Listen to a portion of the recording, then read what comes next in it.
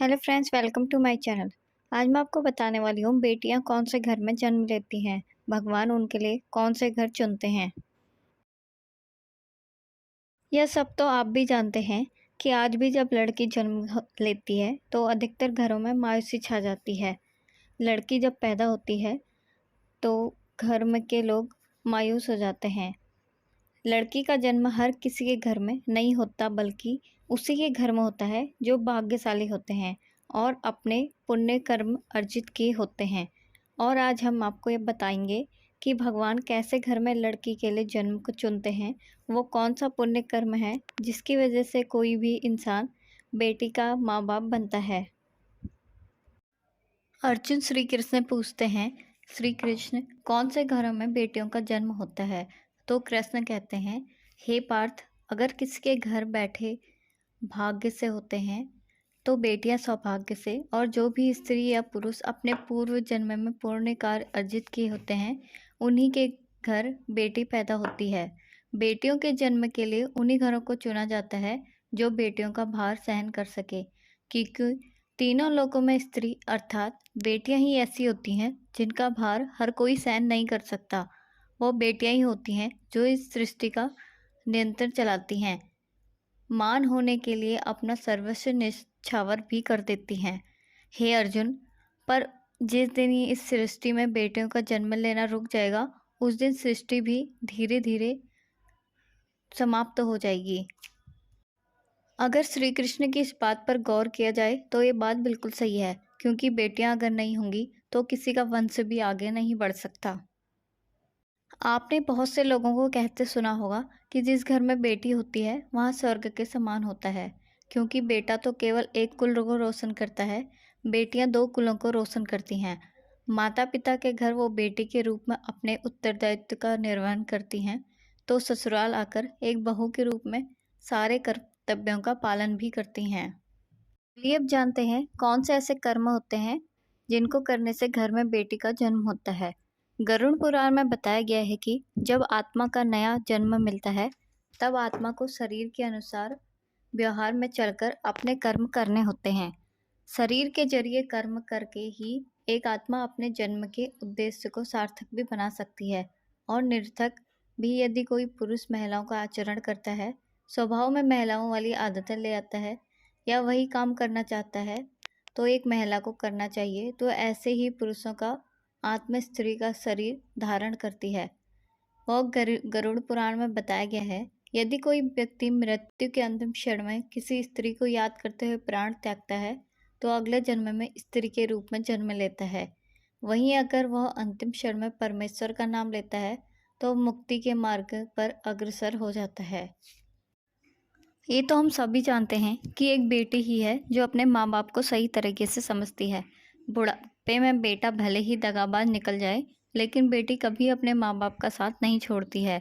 लोग झूठ कहते हैं कि बुढ़ापे का सहारा बेटा होता है, बुढ़ापे का सहारा बेटियां भी हो सकती हैं। आजकल तमाम बेटियां इसकी उदाहरण भी हैं कि कैसे उन्होंने अपने माता पिता की जिंदगी बदल दी। बेटों ने उन्हें दुख दिया, लेकिन बेटियों ने उसे संभाल लिया। वे बेटियां ही होती हैं जो घर को संवारती हैं, घर को बनाती हैं, एक बहन के रूप में, एक माँ के रूप में, एक पत्नी के रूप में, या फिर एक बेटी के रूप में। बेटियां ही संसार हैं। कई लोग बेटों के लिए मरते हैं, लेकिन हर कोई जानता है जितना प्यार बेटियां करती हैं उतना बेटा नहीं करते। जिस घर में सुख शांति होती है, स्त्रियों का सम्मान होता है, स्त्रियों को उनका पूरा अधिकार मिलता है, तथा जो लोग सात्विक होते हैं, जो भगवान पर विश्वास करते हैं, जिस घर का मुखिया महिला हो, जिस घर में महिलाओं को देवी का दर्जा मिले, जिस घर के लोग खुलकर बेटियों पर खर्च करते हैं, जिस घर के लोगों का दिल बहुत बड़ा होता है, जिस घर में माता पिता की सेवा सबसे अधिक होती है, जिस घर में महिलाओं के प्रति सम्मान प्रकट करते हैं, जिस घर में माँ दुर्गा की पूजा होती है, ऐसे ही घरों में बेटियों का जन्म होता है। अब मैं आपको बताने वाली हूँ हमारे समाज में बेटी के जन्म पर लोग उदास क्यों हो जाते हैं। हमारे समाज में बेटी के जन्म पर कई लोग उदास हो जाते हैं, क्योंकि ऐसे लोग बेटियों को बोझ समझते हैं। उन्हें लगता है कि बेटी पैदा हुई तो उनकी जिंदगी बोझिल हो जाएगी। आजकल समाज में दहेज जैसी कुप्रथा के कारण भी कई लोग अधिक बेटियां नहीं चाहते, यह कुप्रथा समाज में बेटियों के महत्व को खत्म कर रहा है। बेटियों को शुरू से ही दबाकर देखने वाले लोग बेटियों के जन्म पर उदास हो जाते हैं। ऐसे लोगों के नज़र में बेटियां सिर्फ परिवार को बढ़ाने वाली होती हैं। ऐसे लोग बेटियों के महत्व को नहीं समझ पाते, बल्कि ये लोग बेटियों को सिर्फ और सिर्फ उपभोग का वस्तु समझते हैं। यही वजह है कि हमारे समाज में लोग बेटियों को ज़्यादा महत्व नहीं देते। उन्हें लगता है कि बेटी पैदा हो गई तो उनकी कमाई खाने के लिए, जबकि बेटे के पैदा होने पर लोग बहुत खुशियाँ मनाते हैं, मिठाइयाँ बांटते हैं। लेकिन बुढ़ापे में वही बेटा जब उन्हें घर से बाहर निकाल देता है या फिर माता पिता को पीटता है, तब वो सोचते हैं कि काश एक बेटी पैदा होती तो कम से कम यह नौबत नहीं आती।